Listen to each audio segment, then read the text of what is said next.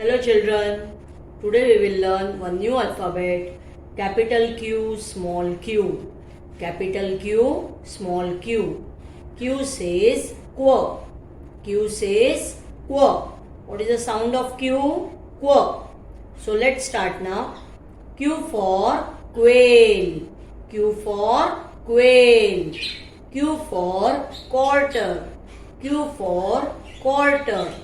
Q for question mark. Q for question mark. Q for queen. Q for queen. Q for quilt.